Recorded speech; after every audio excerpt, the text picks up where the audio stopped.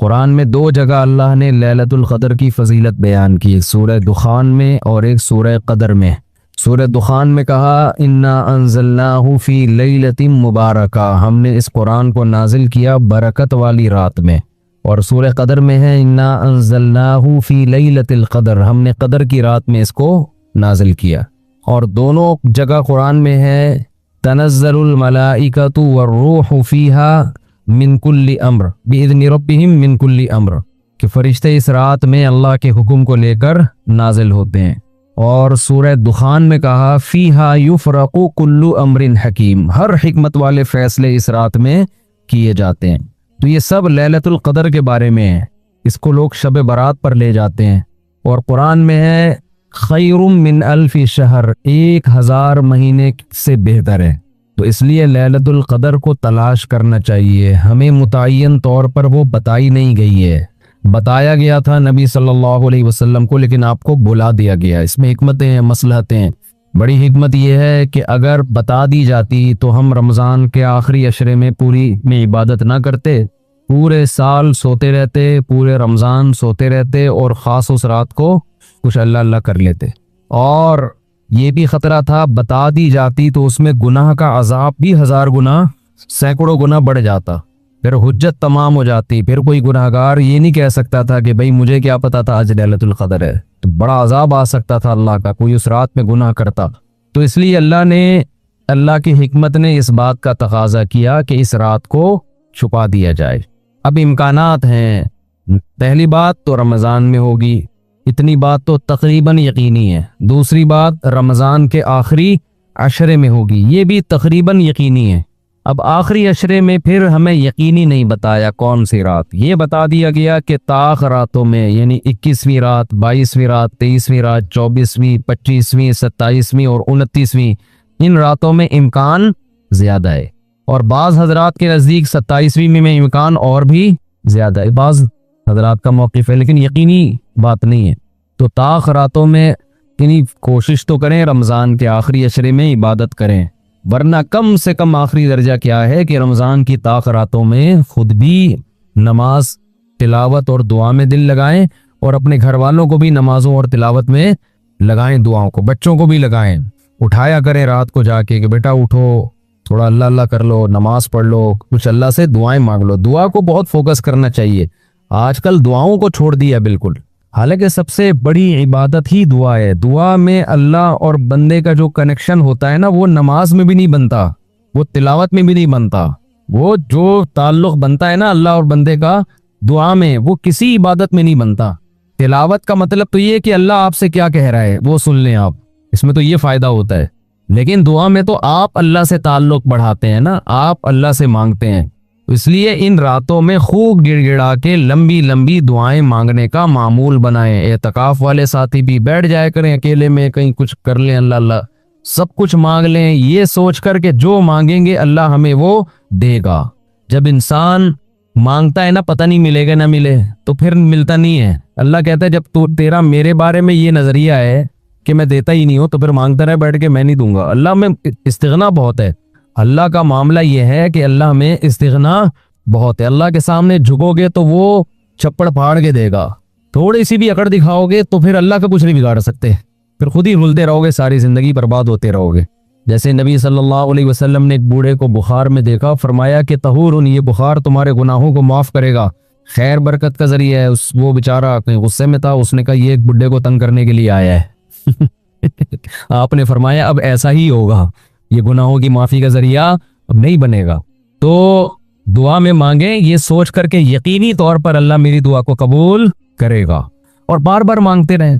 मांगे क्या, ये बड़ी प्रॉब्लम है, ये बड़ा मुसलमान के साथ मसला है। भाई बड़ी बड़ी चीजें मांगे अल्लाह ताला से। सबसे बुनियादी जरूरत हमारी क्या है, फमन ज़ुहज़िहा अनिन नार व उदखिलल जन्नत फ़क़द फ़ाज़, जिसे जहन्नम की आग से बचा लिया गया और जन्नत में दाखिल कर दिया गया, वो है असल कामयाब।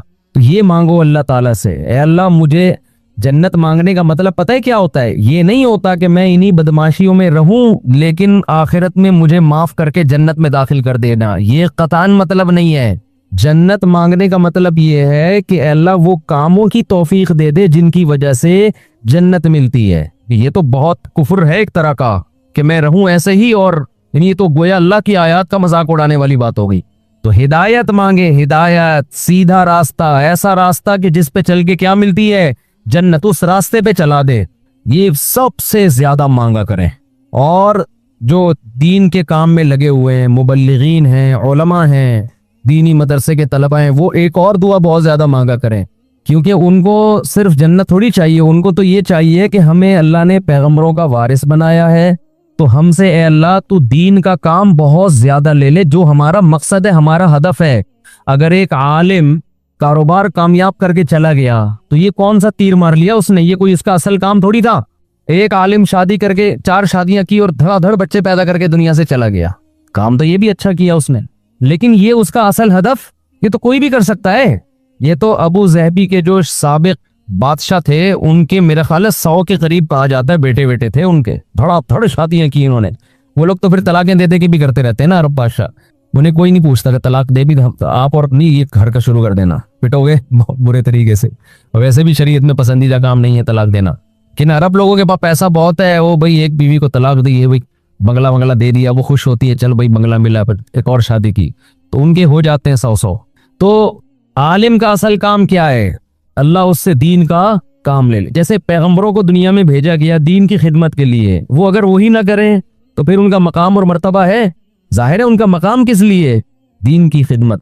तो जो दीनी मदरसों के तलबा हैं, उलमा हैं, उनका तो ये फर्ज है कि इतना मांगे अल्लाह से कि अल्लाह हमारी सलाहियतें ज़ाया ना हो, तू हमसे दीन का बहुत ज्यादा काम ले ले। एक आमी आदमी भी ये दुआ मांग सकता है, लेकिन तलबा और उलमा के लिए इसकी अहमियत ज्यादा है। तो उसमें हमारे हजरत ये दुआ बताया करते थे, ए अल्लाह इखलास के साथ काम ले ले दीन का, क्योंकि दीन के काम में बहुत दफा रियाकारी आती है। काम दीन का होता है, लेकिन फिर आदमी की अपनी अना शामिल हो जाती है, अपनी पब्लिसिटी, मैं बड़ा बन जाऊं, मेरी प्रमोशन हो, मुझे लोग वाह वाह करें, ये नफ्स की ख्वाहिश इसमें क्या होती है शामिल, और इससे दीन का काम तो हो जाता है, आपको क़यामत के दिन टके का भी अजर नहीं मिलता। क्यों, हदीस में आता है, इन्नल्लाह रुब्बा युअय्यिदु हाज़ा दीन बिरजुलिन फाजिरिन औ कमा क़ाल सल्लल्लाहु अलैहि वसल्लम, अल्लाह बाज दफा किसी फासिक से भी दीन का काम ले लेते हैं, उसका अल्लाह की नजर में मकाम नहीं होता, लेकिन बाज दफा काम अल्लाह उससे ले लेते हैं, हो जाता है, लेकिन मकबूल नहीं होता वो। तो इखलास के साथ दीन के काम की अल्लाह तौफीक दे, किसके साथ, इखलास। दूसरा, आफियत के साथ। दीन के कामों में आजमाइशें बहुत हैं, जेलें भी हैं, लोगों की सलावातें भी हैं, तो इंसान अल्लाह से दुआ यही मांगे कि आफियत के साथ हो जाए, आजमाइशों में ना घिरूं में। अल्लाह ताला की नज़र में इंसानों की शक्ल की, इंसानों की दौलत की, इंसानों के जिस्म की कोई हैसियत नहीं। नबी सल्लल्लाहु अलैहि वसल्लम ने इरशाद फरमाया, इन्नल्लाह ला यंज़ुरु इला सुवरिकुम वला इला अमवालिकुम वलाकि यंज़ुरु इला क़ुलूबिकुम व अअमालिकुम। फरमाया अल्लाह ताला ना तुम्हारी सूरतों को देखते हैं, ना तुम्हारी दौलत को देखते हैं, अल्लाह सिर्फ 2 चीजें देखते हैं, एक तुम्हारा दिल और दूसरा तुम्हारे आमाल। दिल में क्या है और जिस्म से निकलने वाले आमाल क्या है। और ये भी फरमाया, अला इन्ना फिल जसदी मुज़ग़ा इज़ा सलहत सलहल जसदु कुल्लु व इज़ा फसदत फसदल जसदु कुल्लु अला वहियल क़ल्ब।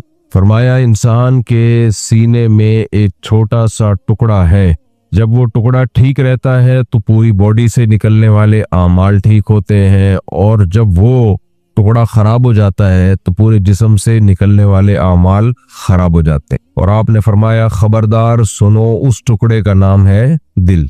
तो इससे पता चला कि 2 चीजें अल्लाह ताला देखते हैं, एक दिल और एक आपके आमाल। लेकिन 2 चीजों को ठीक करने के बजाय दिल को ठीक कर लो, हेड क्वार्टर को ठीक कर लो, मरकज को ठीक कर लो, तो जिस्म से निकलने वाले आमाल खुद ब खुद ठीक हो जाएगी। दिल को ठीक कैसे किया जाता है, हार्ट स्पेशलिस्ट से रब्ता किया जाएगा। हार्ट स्पेशलिस्ट 2 किस्म के होते हैं, एक हार्ट स्पेशलिस्ट जो इस मादी दिल के स्पेशलिस्ट है, इस मादा दिल के, ये धड़कता है, तो वो जो हार्ट स्पेशलिस्ट है वो आपको बताएगा कि आपका दिल 1 मिनट में कितनी दफा धड़क रहा है, ज्यादा धड़कना चाहिए, कम धड़कना चाहिए, ब्लॉकेज तो नहीं है कोई नसों में, मसाइल तो नहीं है। ये हेडेक, ये टॉपिक डॉक्टर का है। लेकिन जो रूहानी दिल है, जिस दिल में मोहब्बत भी होती है, जिस दिल में नफरत भी होती है, जिस दिल में वफा भी होती है, जिस दिल में बेवफाई भी होती है, ये वाला दिल जो है ये डॉक्टर का शोबा नहीं है, जिसको रूहानी दिल कहा जाता है। लोग कहते हैं ना हमें हमारा दिल आ गया है, दिल चाह रहा है, दिल में ख्यालात आ रहे हैं। तो ये जो दिल चाह रहा होता है ना, ये वो दिल नहीं चाह रहा होता जो धड़क रहा है। वो तो चेंज भी हो जाता है ना, बाज़ दफा किसी और का दिल लगा दिया, वो सारी चाहते उस दूसरे वाले दिल में खुद ब खुद डाटा ट्रांसफर नहीं करना पड़ता, खुद ब खुद ट्रांसफर हो जाती है। साइंस तरक्की कर रही है, पता नहीं किस किस का दिल लगा दिया जाएगा। तो ये वाला जो दिल है जिसमें मोहब्बत भी होती है, नफरत भी होती है, ये दिल कंट्रोल में करना जरूरी है। अगर इसको बेलगाम छोड़ दिया जाए तो ये दाएं बाएं भागेगा। जैसे सरकश घोड़े को अगर आपने बेलगाम छोड़ दिया, घर के जानवर को आपने बेलगाम छोड़ दिया और वो जानवर अभी पला हुआ नहीं है, तो वो गायब हो जाएगा, वो अपनी मर्जी से जाएगा। हमारे यहाँ भी मसला ये है कि हम लोगों ने भी दिल को बेलगाम छोड़ा हुआ है, दाएं बाएं घूमता रहता है। वो जब उसको बेलगाम छोड़ दिया तो वो किधर को जाता है। किसी की गाड़ी देख के उस पे दिल आ जाएगा, काश मेरे पास भी ऐसी गाड़ी हो। किसी का ओहदा देख के काश मेरे पास भी ऐसी ठाट बाट होती, ओहदा होता। किसी का पैसा देख के दिल उधर चला जाता है, काश मेरे पास भी पैसा होता। तो ये जो दिल दाएं बाएं घूम रहा है, आप मुझे एक बात बताओ, जो नशा करने वाले लोग हैं उनका भी तो पहली मर्तबा दिल चाहा था ना कि काश हम भी ट्राई करके देखते हैं। तो दिल उनका जिधर को गया उन्होंने जाने दिया। उसका नुकसान क्या होता है, हीरोइनचियों को देख लो आप, चरसियों को, हीरोइनचियों को क्या बड़ा गर्क कर देते हैं अपनी। फिर वो चाहते हैं कि हम छोड़े, लेकिन उनसे वो चीज छूटती नहीं है। वजह क्या है कि दिल को उन्होंने बेलगाम छोड़ दिया था, दिल पे ब्रेकें नहीं थी, जहां को जाए जाए। तो जैसे चरसी चर्स देख के चर्स की तरफ लपकता है, हीरोइनची हीरोइन देख के हीरोइन की तरफ लपकता है, नशा करता है, जिंदगी अपनी बर्बाद कर देता है। ऐसे ही कुछ नशे और भी हैं जिनसे हमारी शरीयत ने हमें रोका है। और अल्लाह कहते हैं मुझसे ज्यादा इल्म किसी के पास नहीं है, मैं तुम्हारा खैर ख्वाह हूं। तुम अगर जाओगे उन चीजों की तरफ, अपना सुकून बर्बाद कर बैठोगे। मन अअरज़ अन ज़िक्री फ़इन्न लहू मईशतन वन्का, जो मेरी याद से एराज करेगा उसको तंग जिंदगी दूंगा मैं, खुशियों वाली जिंदगी नहीं होगी। तमाम तर खुशी के असबाब होते हुए उसकी जिंदगी को मैं तंग कर दूंगा। कल हमारे कोई रिलेटिव आए थे यूरोप से, 20 साल हो गए वहां रहते हुए, किसी नाम नहीं लूंगा मैं कंट्री का, बहुत ही खुशहाल मुल्क है। मुझे कहने लगे कि इतने ज्यादा खुदकुशी के वाकयात हो गए, इतने ज्यादा खुदकुशी के वाकयात, और खुदकुशी भी जवानों में रेशो ज्यादा है, बूढ़े नहीं करते खुदकुशी वहां। जवानों में, जवानी में 18 से 25 साल तक की उम्र में खुदकुशियां, क्या हो गया भाई। और कहते हैं कि इतने नालायक लोग हैं, है तो लायकी की बात है, लेकिन इसको नालायकी, इसकी अखबार में कोई खबर नहीं देते। कोई ट्रेन के नीचे आ गया, कोई किसी और जहर पी के मार दिया, कुछ भी कर दिया, न्यूज़पेपर की जीनत नहीं बनेगी ऐसी। तो हमें बता रहे थे कि बहुत ज्यादा हो गए हैं। क्यों ज्यादा हो गए हैं भाई, तुम्हारे पास क्या खराबी है, तुम्हें क्या टेंशन है। और जो उस मुल्क में फैसिलिटीज हैं, जो लोगों को सहूलतें हैं, वो आपकी सोच से भी ज्यादा।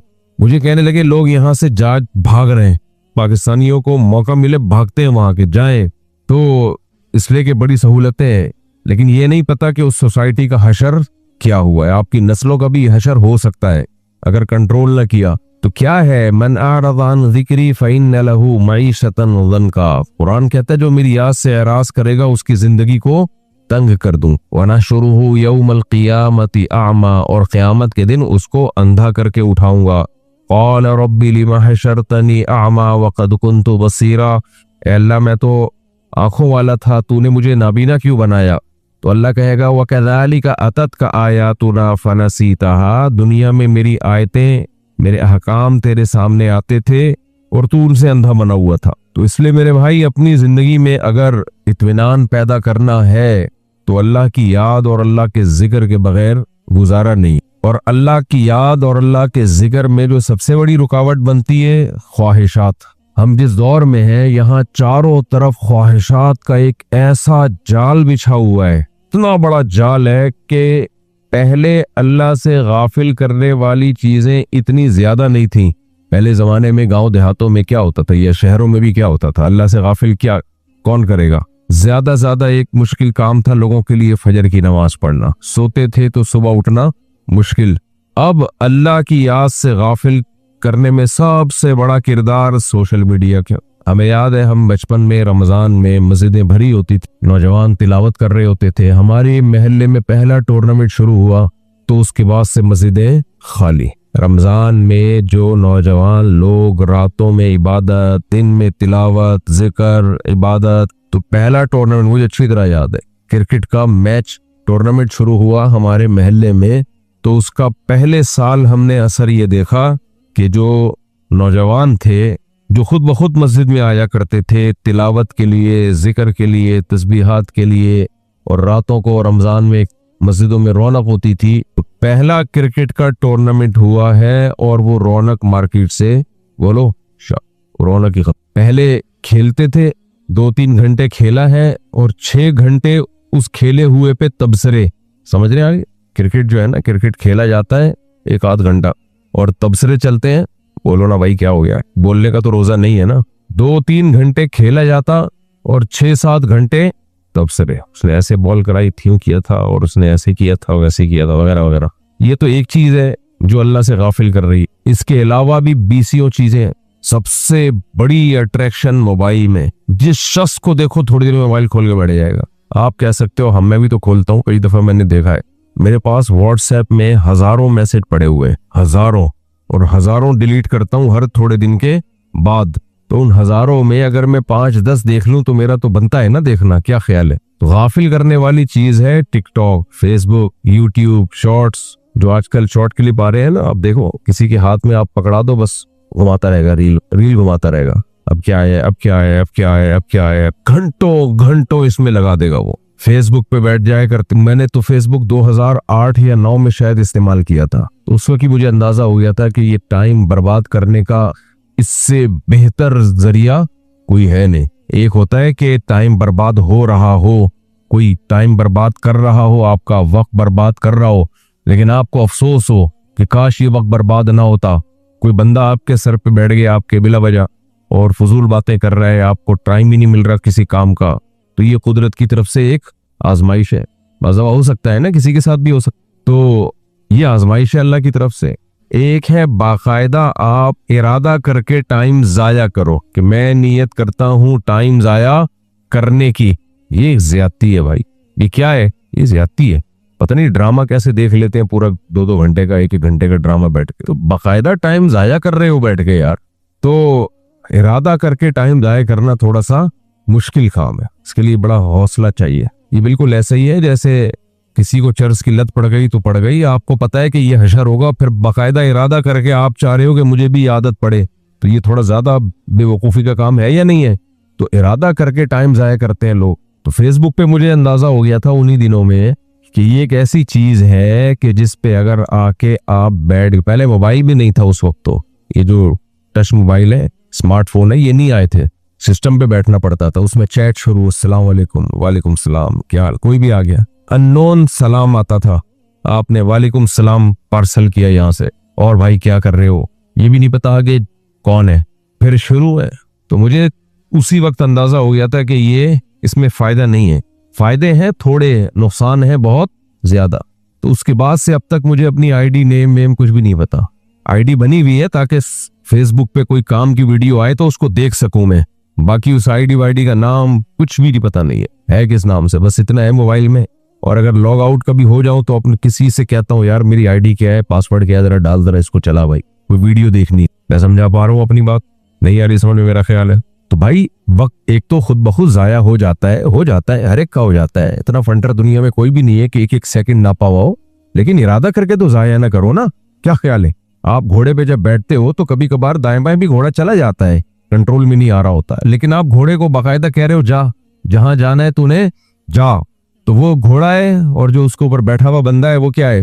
वो गधा है, जिसको यही नहीं पता कि घोड़े को लेके जाना कहाँ है।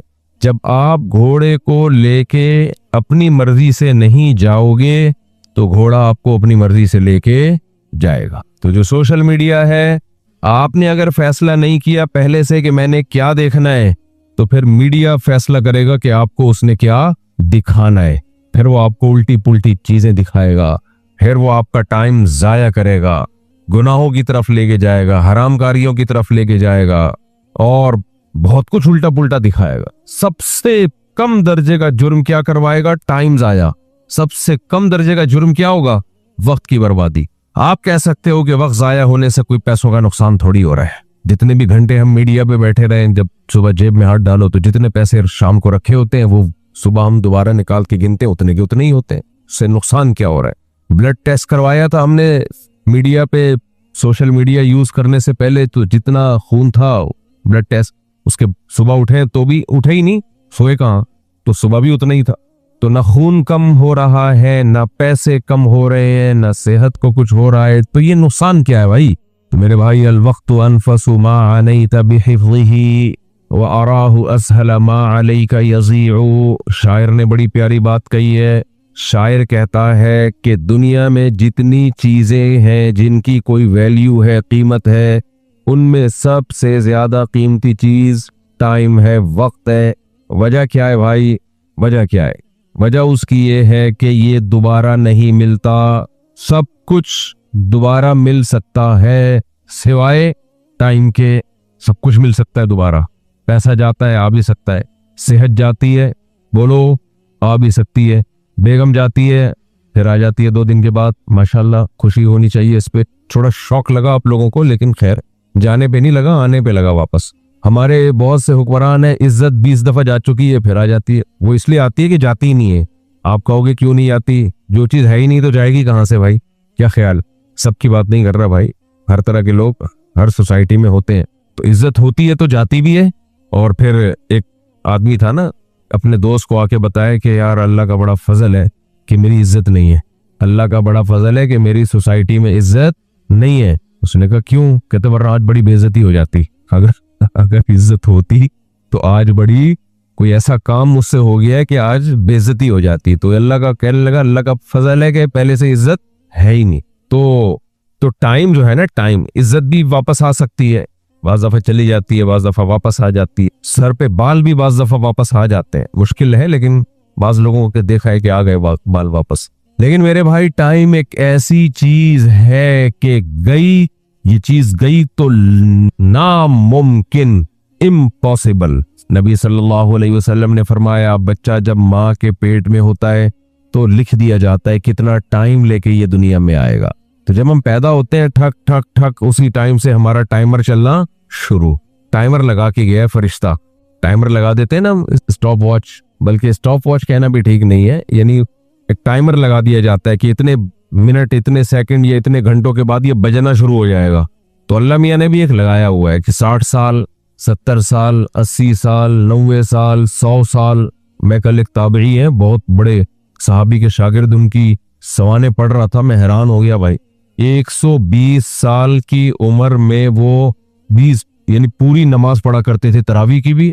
120, पहले लोगों की उम्रें देखो माशाल्लाह। 120 साल की उम्र में पूरी रात इबादत किया करते थे। और एक और बात जो आपको बताने की नहीं है, बता देता हूँ, आप टेंट है। 120 साल की उम्र में आपने एक और निकाह भी किया। बहुत अफसोस हुआ आप लोग को सुन के, 120 साल की उम्र में, समझ रहे? तो मैं तो वाकया सुनाया करता ना, हमारे हजरत मुफ्ती रशीद अहमद साहब के वालिद साहब ने 90 साल में निकाह किया था और औलाद भी हुई थी। तो ये 120 की भी रिपोर्ट आ गई है। खैर जी, तो टाइम एक ऐसी चीज है जो जाए तो वापस। अच्छा, 120 साल की उम्र में 120 साल की लड़की से निकाह नहीं किया था, कंवारी लड़की से निकाह किया था। सवाने में ये भी लिखा हुआ है, वरना तो 120 वाले तो दोनों इकट्ठे जिंदगी हंसी खुशी गुजार सकते हैं। भाई 120 वाले का 120 वाली से कर दिया जाए तो अच्छा है। तो खैर, रोजे में ऐसी बातें मुनासिब नहीं है। तो क्या अर्ज कर रहा था मैं, अल वक्तु अनफसु मा अनैता बिहिफ्ज़िही व अराहु असहल मा अलैका यज़िया। आज रोजा है ना, थोड़ा हल्का फुल्का बयान, बिल्कुल लाइट मोड में होगा। तो वक्त सबसे कीमती चीज है जो एक दफा जाए तो वापस नहीं। जो टाइम गुजर गया, जमीन आसमान की दौलत खर्च कर लो, जोर लगा दो एड़ी चोटी का, वो नहीं आएगा भाई, वो वापस नहीं आएगा। इसी वजह से नबी करीम सल्लल्लाहु अलैहि वसल्लम ने इरशाद फरमाया, निअमतानी मग़बूनुन फीहिमा कसीरुम मिनन नास, अस्सिह्हतु वल फराग। 2 नेमतें ऐसी हैं जिसकी तरफ से लोग धोखे में पड़े हुए हैं। दिल हिला देने वाली हदीस है ये। 2 नेमतें ऐसी हैं जिसकी तरफ से लोग, बोलो, धोखे में है। धोखे का मतलब गलत फहमी में है। वो गलत फहमी क्या है वो बताता हूं मैं। फरमाया अस्सेहतु वल फराग, एक नेमत सेहत की और एक फरागत की। फरागत का मतलब टाइम ही टाइम है भाई, अभी बहुत टाइम है मेरे पास।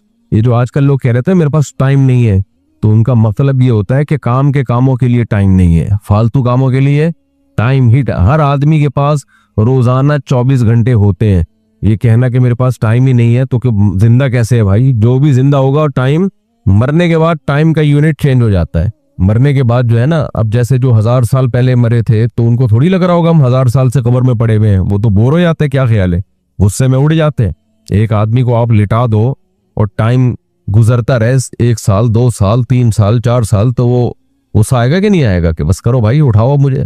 तो ये जो कब्र में जाने के बाद टाइम का यूनिट ये नहीं रहता, वो क्या हो जाता है, बल्कि हो सकता है टाइम ही रुक जाता हो उनके लिए। टाइम के यूनिट अलग अलग है। आखिरत में अल्लाह कहते हैं एक दिन 50,000 साल का होगा, यहाँ के 50, किसी के लिए वो वही एक दिन 1000 साल के बराबर होगा। तो औकात के जो यूनिट है वो वहां पर डिफरेंट है, यहाँ पर डिफरेंट है, फर्क है।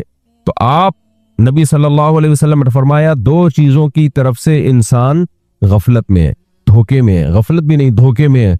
एक सेहत की नेमत, दूसरी फरागत। फरागत का मतलब मैंने बताया ना, लोग कहते हैं टाइम नहीं है, तो टाइम होता है उनके पास फालतू कामों के लिए, बहुत टाइम है। हमारे शेख हजरत मुफ्ती रशीद अहमद साहब रहमहुल्लाह ताला, अल्लाह ने इल्म से बहुत नवाजा था।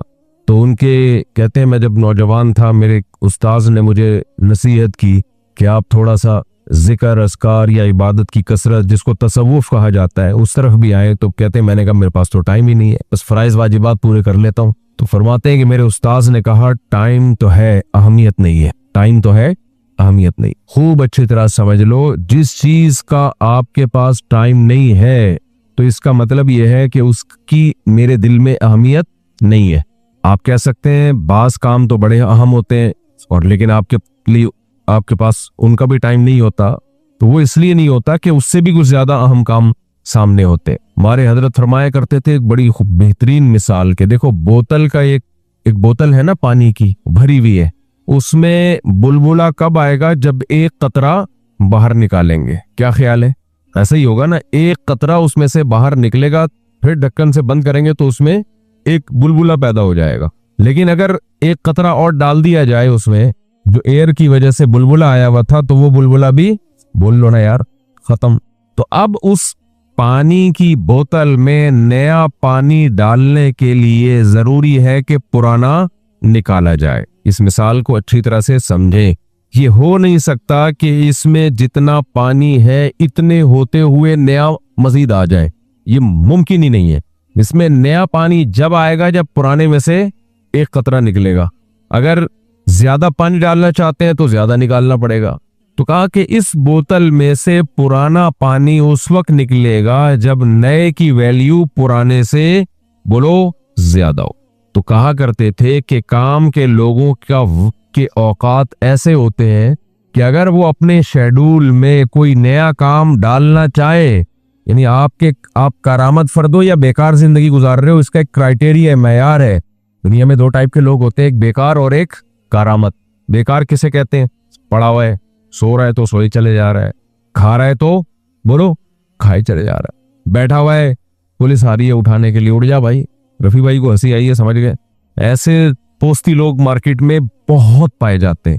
कोई काम हवाले कर दो तो उस काम के अलावा बाकी सारे काम कर रहे होंगे वो। मुझे याद है जब हमें स्कूल में होमवर्क मिला करता था, ये बात 3री-4थी क्लास की होगी, 3री-4थी क्लास की। तो मेरा एक दोस्त था जिसके साथ मैं बड़ी गप्पे मारता था, खेलता था, हमारे पड़ोस में ही रहता था। हम दोनों चले जाते थे खेलने के लिए, इधर उधर क्रिकेट मिर्केट, बादाम खा रहे, इधर बादाम भी होते थे, उधर उधर से जूते मार के बादाम तोड़ते थे वगैरह वगैरह। तो मैं जब उसके पास जाता था कि चलो यार खेलने चलते हैं, तो वो होमवर्क बास दफा लेके बैठा होता था। होमवर्क नहीं होता स्कूल से जो मिला होता है, तो वो होमवर्क कैसे करता था वो बड़ी खतर, वो अब तक मुझे याद है। जैसे टीचर ने दे दिया ना सेंटेंस बनाने के लिए, जैसे कैट है इसको सेंटेंस में इस्तेमाल करो, आई हैव अ कैट या जो भी, तो वो क्या करता था, जैसे आई लिखा, अब इधर उधर देख रहा है, फिर इधर बातें कर रहा है, फिर कुछ, फिर हैव लिखा, हैव का एच लिखा, फिर बातें कर, घंटा लगा देता था वो एक सेंटेंस लिखने में।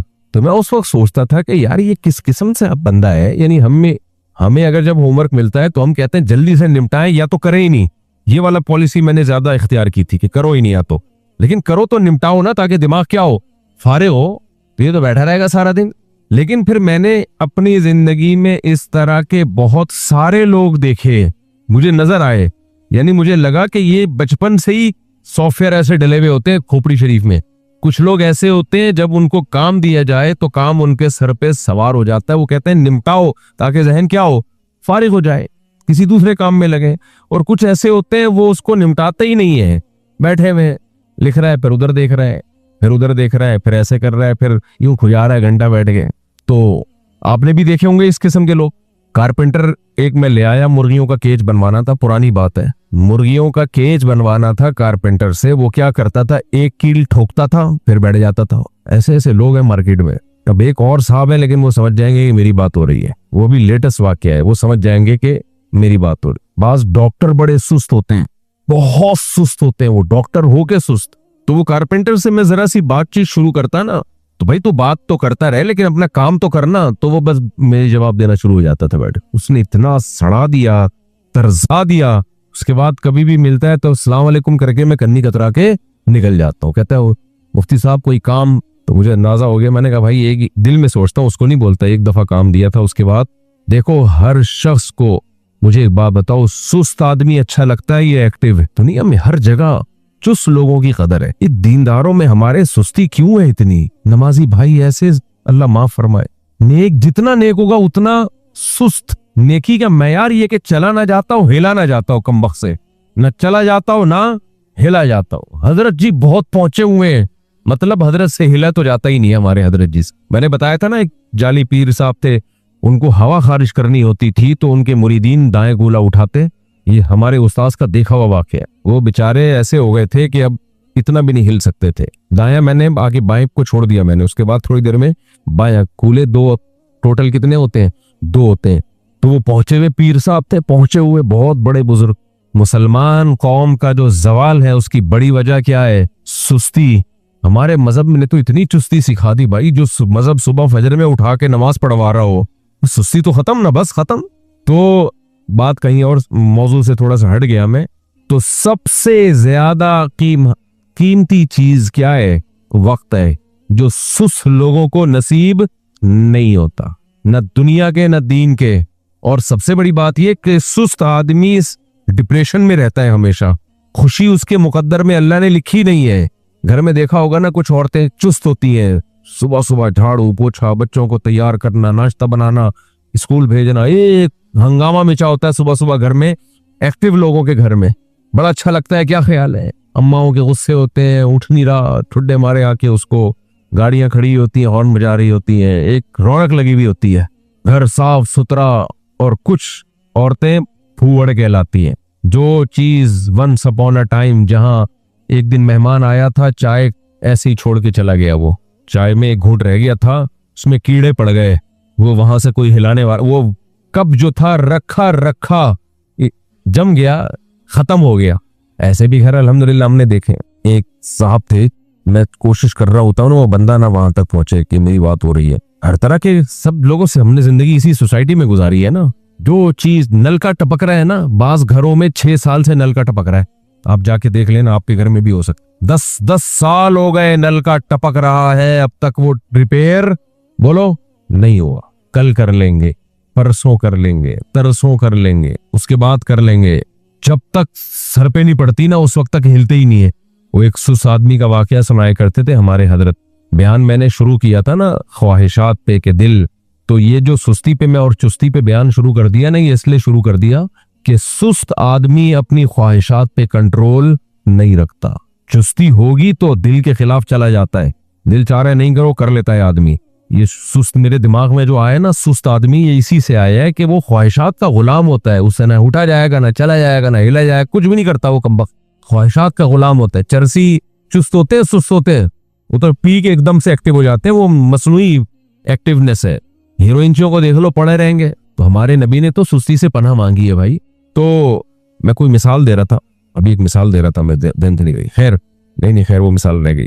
तो बहुत अच्छी मिसाल दिमाग में आई थी। हाँ, मैं लतीफा सुना रहा था बड़े जबरदस्त। हमारे हजरत एक वाकया सुनाया करते थे कि 2 सुस्त नौजवान लेटे हुए थे बेरी के दरख्त के नीचे ना। लेटे हुए थे। तो एक घुड़सवार करीब से गुजरा। एक ने आवाज दी उस घुड़सवार को, भाई साहब जरा इधर आना। घुड़सवार ने बोला, यार पता नहीं ये लेटे हुए हैं, अल्लाह खैर करे, कोई वजह होगी, आ गया, क्या काम है भाई। एक ने कहा कि यार ये बेर पड़ा हुआ है, जरा उठा के मेरे मुंह में डाल दे। ऐसे शख्स को क्या कहा जाता है? सुस्त। घुड़सवार को गुस्सा आया, बोला कमबख्त, मुझे वहां से बुलाया, ये बेर मैं तेरे मुंह में डाल दूं, इतना सुस्त है। और अगर नहीं तेरे से ये बेर अपने मुंह में डाला जा रहा तो इसको बोल देता ना जो तेरे साथ लेटा हुआ है। तो वो कहता है मुझे बोलता मैं नहीं करता। क्यों भाई? कह रहा है मैं लेटा हुआ था, कुत्ता आया मेरे ऊपर पेशाब कर रहा है, मैं इसको बोलूं हटा, ये नहीं हटा रहा, इसने हटाया ही नहीं। कहने को ये लतीफा है, लेकिन आपको ऐसे सोसाइटी में सुस्त लोग होलसेल के हिसाब से नजर आएंगे। तो सुस्त आदमी ख्वाहिशात का गुलाम। तो हमारे फरमाया करते थे कि बोतल में पानी जिसमें कतरे की गुंजाइश न हो, तो उसमें अब नया कतरा आप डालेंगे तो पुराना निकलेगा, तो नया कतरा आएगा। तो कहा करते थे कि सुबह से लेकर रात तक, रात से लेकर सुबह तक काम के लोगों की बात हो रही है, बेकार लोगों की बात नहीं हो रही है। कहा कि उनकी जो टाइम की बोतल है ना, वो कामों से भरी हुई होती है, उसमें नया काम की उस वक्त तक गुंजाइश नहीं होती जब तक पुराने किसी काम को आगे पीछे ना किया जाए। वो हो ही नहीं सकता। और पुराने काम को वो जब आगे पीछे करेंगे जब नए काम की वैल्यू पुराने काम से ज्यादा हो, अदरवाइज नहीं, वरना नहीं हो। अब मुझे और आपको इस मैयार पर अपने आप को परख लेना चाहिए। हमें कोई भी किसी भी वक्त किसी भी काम का कह दे, कोई दावत पे बुला ले, आ जाओ खाने के लिए, जा रहा है मुंह उठा के, आ जा भाई वहां डब्बू खेलने, आ जा, आ रहा हूँ यार, बस तू इंतजार, बस मैं पहुंचा, अभी वहां पहुंच गया। अबे यार मैच आ रहा है, आजा देख ले यार, वहां पहुंच गया। अबे आज गुटखे की दुकान पे जमशेद तुझे बुला रहा है, वहां बैठ के खाते हैं, वहां पहुंच गया। अबे यार गफ्फार नहीं है, गफ्फार वो गटर के ढक्कन पे थोड़ा सा ऊंचा ढक्कन है, उस पे हमारी गैदरिंग हो रही है, आजा, वहां पहुंच गए। ये लौंडे लपाड़े यही कर रहे हैं कि नहीं कर रहे?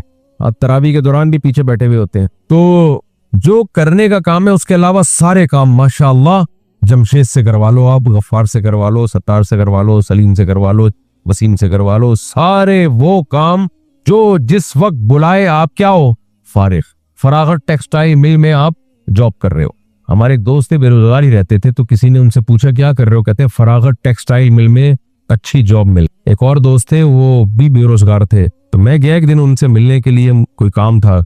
मैंने कहा क्या कर रहे हैं? कह रहे मैंने 2 भाइयों ने मिलकर सोने का काम शुरू किया। बड़ा मुता यार, गोल्ड का काम भाई। मैंने कहा माशाल्लाह, इसमें कितना प्रॉफिट हो रहा है? कह रहे 12 घंटे मैं सोता हूँ, 12 घंटे वो सोता है, तो सोने का काम चल। तो फरागत फारिग बैठा है। अच्छा, जब कोई काम का बोलो तो टाइम नहीं है, तो यार ये कितने कीमती लोग हैं, मैं समझता हूँ बड़े अजीम लोग हैं, इनके पास टाइम ही नहीं है, बहुत बिजी है। फिर पता चलता है कि काम के लिए टाइम नहीं है, फालतू कामों के लिए टाइम ही टाइम है।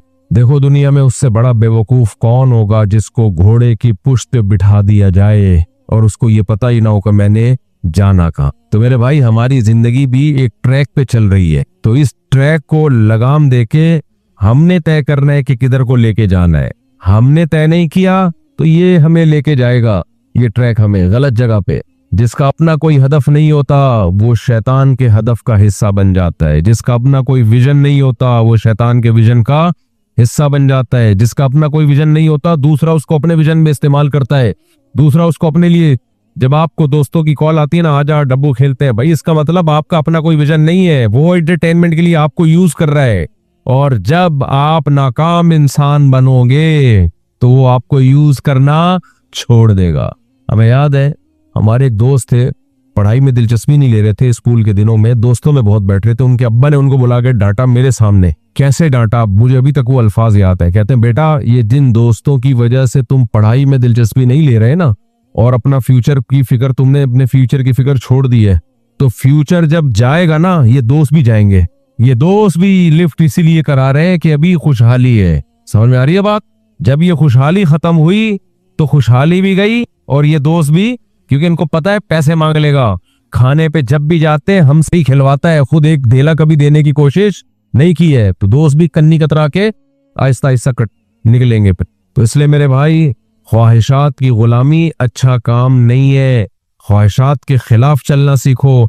तो रोजा हमें ख्वाहिशात के खिलाफ चलाना सिखाता है। अभी मुझे भी भूख लग रही है, आपको भी लग रही है, हम पी रहे पानी। जुम्मे का बयान रोजे में कितना मुश्किल होता है, दिल ही लग रहा होता है, वो पराठा पेट में उतरेगा, चाय पिएगा आदमी, एकदम तबीयत। अभी देखो इफ्तारी में 2 पकौड़े पेट में जाते हैं खाली, कि अभी दिल चाह रहा है ना ये खाने का, लेकिन खा रहे हैं तो ख्वाहिश पे कंट्रोल कर रहे हैं। अल्लाह हमसे 1 महीना कंट्रोल करवा देता है। तो ये तो हमें ट्रेनिंग दी जा रही है कि अपनी ख्वाहिशात के खिलाफ चलना सीखो, लेकिन हम इस ट्रेनिंग से फायदा नहीं उठा रहे हैं। मसला हमारे साथ ही है, क्योंकि हम इस अमल को ट्रेनिंग समझ के कर नहीं रहे हैं। एक फॉर्मेलिटी पूरी की जा रही है, रमजान आ रहा है तो भाई रोजे रखने हैं, तो चलो भाई सब रखने हैं तो हमने भी रखना है। तो भाई ट्रेनिंग को ट्रेनिंग की नीयत से करोगे तो फायदा होगा ना। तो इसलिए इसको कंटिन्यू करना है। कंटिन्यू ऐसे करना है कि नफली रोजों की भी आदत डालें, रमजान के बाद नफली रोजे रखने की आदत डालें। पीर जुमेरात को तो है ही, वैसे जब दिल चाह रख लिया रोजा। और दूसरी बात ये कि जैसे खाना पीना जो सबसे ज्यादा इंसान के लिए जरूरी है मेरे भाई, जब उसको कंट्रोल किया जा सकता है तो रमजान में एक हौसला मिल जाता है। इसका मतलब हमारे अंदर कंट्रोलिंग पावर है, वो अभी खत्म नहीं हुई है, तो उसको यूज करना है, इस्तेमाल करना है रमजान के बाद। अल्लाह ताला समझने की, अमल की तौफीक अता फरमाए।